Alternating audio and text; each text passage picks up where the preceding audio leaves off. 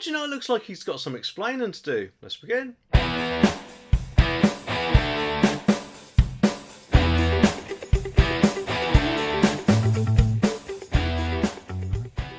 Just remember a moment, the grand plan concocted by Sadiq Khan, London's mayor, to combat air pollution, saying something like he's doing it to stop our children getting ill or possibly dying, or something like that. And of course, he aims to achieve this Herculean task by imposing a magical £12.50 a day, which I guess makes non-compliant vehicles somehow compliant in his eyes. But either way, there's just one thing. The very air pollution he seeks to vanquish above ground is thriving below ground. So therefore, if anything, is kind of like attempting to clean your living room while steadfastly ignoring the mess in your kitchen. It appears they're saying something. Let's address the pollution above ground and just pretend that the underground is as pure as a mountain air. But hold on, because there's more to this underground saga. Tube germs, those microscopic commuters, are having a ball down now. I mean, forget about passing cars above ground. These germs are enjoying a cosy ride of their own. So, to be honest, you've got to think, haven't you? Shouldn't he have sanitised the underground before actually starting on us motorists? It's kind of like fixing a leaky ceiling while completely ignoring the flooded floor below. Is Sadiq Khan a hypocrite or something? Or perhaps the world's greatest magician, making air pollution vanish above ground while multiplying below. But Dr. Emma Hill, who apparently is an esteemed expert in energy and environmental management, she suggests that optimising air movement within the tube system could be the solution. It's as if she's saying,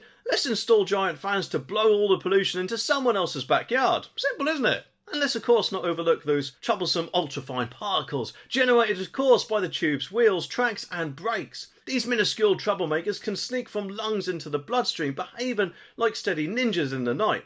But don't worry about that, because they also possess a global passport, travelling far and wide to wreak havoc on alpine ice. It's like having your very own little supervillain, isn't it? Casting environmental chaos on a global scale, and yet he still bangs on about us drivers above ground. So, correct me if I'm wrong, but as the tube is underground, then surely air pollution will affect us much worse than if it's above ground, because surely the air underground is just recirculating, isn't it? And therefore I'm guessing that the germs will also affect thousands of people on the tube than, a passing car above ground. So we should have made changes to the underground first to eliminate these before starting on our cars. But anyway, the article says that in response to a freedom of information request from a member of the public regarding air quality on the network, a TfL official said, our measurements show that we are constantly well below the HSE, Health and Safety Executive, occupational exposure limits for dust, and on most of the network are below the more stringent levels set by the Institute of Occupational Medicine.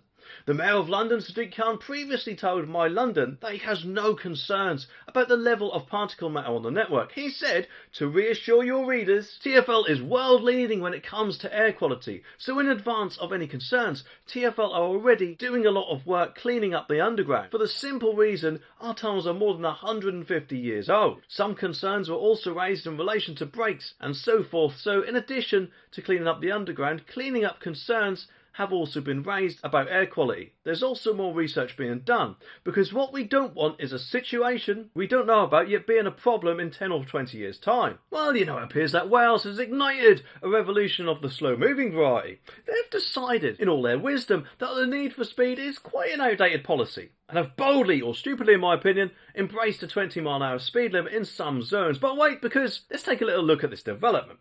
Firstly, let's address the fact that driving slowly actually uses more fuel. It's like telling someone to walk through a desert with a thimble of water when they could have a 4-pint jug. So in the middle of the cost of living crisis, where every penny counts, the Welsh are kindly offering you the opportunity to burn more of your hard-earned cash at the petrol pump. I mean, how considerate, eh? Now, I know what some of the lefties are thinking out there, that driving slowly must be better for the environment, right? Well, I'm sorry, it's apparently not. More harmful fuels are sure to go against their green agenda. It's like saying you're on a diet and then ordering a double cheeseburger with extra chips. Or fries, as McDonald's like to call them. So, congratulations, Wales. You're taking the slow steps in the wrong direction. Well, in my opinion, anyway. But here's the thing. Driving at a snail's pace could actually cause more accidents. Yes, you heard that right. Impatient drivers stuck behind a convoy of cars obeying the new 20-mile-an-hour speed limit might just, decide to become amateur racers and attempt daring overtakes. That would even make James Bond blush, but it's like watching a slow-motion car chase in a movie, isn't it? Only this time it's kind of happening on your daily commute. The Conservatives have labelled this Labour-run clampdown as ludicrous, and to be honest, I kind of agree with them, and accused the authorities of having anti-worker and anti-road and anti-motorist agenda.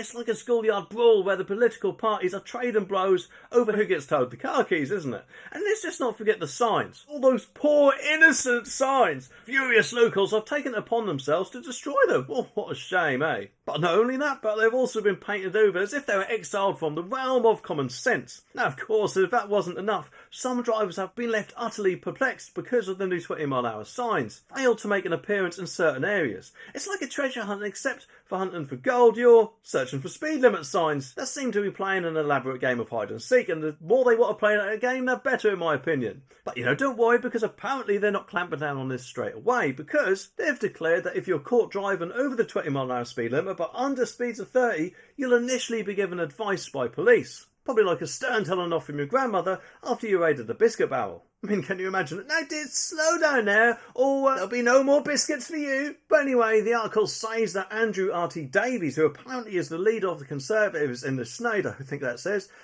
whilst I agree that 20 mile an hour is sensible outside heavily pedestrianised areas, such as schools, hospitals and care homes, the Labour government's blanket 20 mile an hour speed limit rollout across Wales is simply ludicrous. Natasha Ashgar, the Welsh Conservative Shadow Transport Minister, added, Labour and Plaid Cymru have refused to listen to public opinion and are continuing to wage their anti-worker, anti-road, anti-motorist agenda. Of course, no matter what you think of him, at the minute Russell Brand is in a bit of trouble, isn't he? And I think it's very important to say that in this country you are innocent until proven guilty. And that is obviously after all the facts have been considered, which is very important in my eyes. And if he did indeed do those things, then he should be punished severely. However, if he didn't, then I'm guessing he'll probably be seeking quite a lot of compensation, because at the moment he is facing allegations of sexual assault from not one, not two, but 4 separate women, including one who was as young as 16 at the time.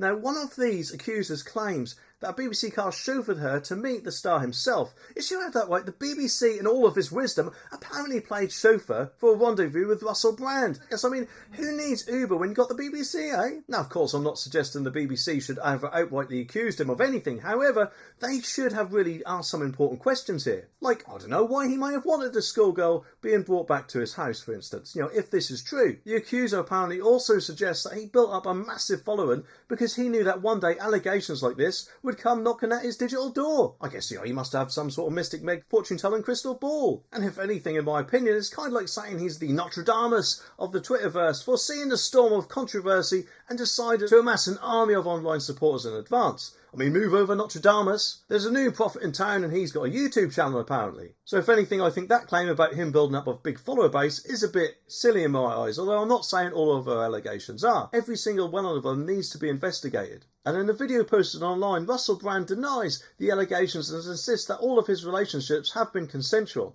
It's a classic case of he said, she said, except it's happening in the digital age where tweets and likes count as character references, I guess. And now Russell has argued that all of these claims are all part of a grand vendetta against him, orchestrated by the mainstream media. But as Alice, the accuser, points out, Brand himself is very much part of the mainstream media.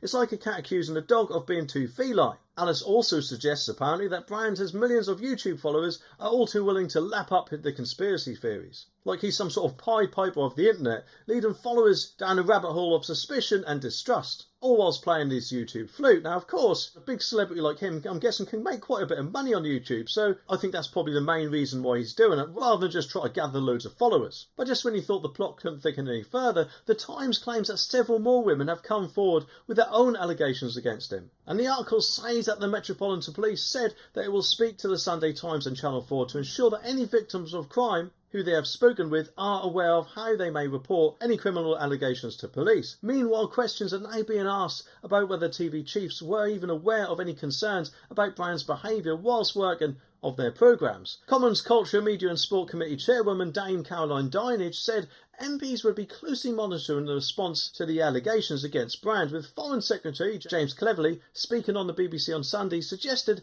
there were wider questions for the entertainment industry to answer. Well, to be honest, if the BBC did chauffeur girls to his house, then they have got some questions to answer, haven't they? But they might also have something else to worry about, especially if this video is anything to go by, because it may actually stop people from watching them. And then who knows, the TV licence itself could be at fate. Oh dear, what a shame, eh? As for Russell, though, time will tell. And I think it's very important that all the facts are established before, tarring him with the same brush as Jimmy Savile or whoever else.